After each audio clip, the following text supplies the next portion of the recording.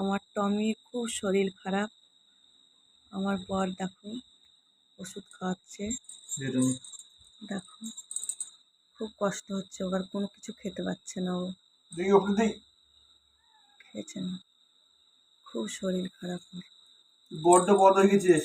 দাঁড়া দাঁড়া টমি, দাঁড়া। না না না না, ওটা খেতে হবে তো।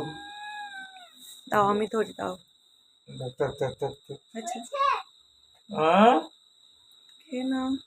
ও ওষুধ খাচ্ছি এখন, দাঁড়া। ওর শরীর খারাপ রে।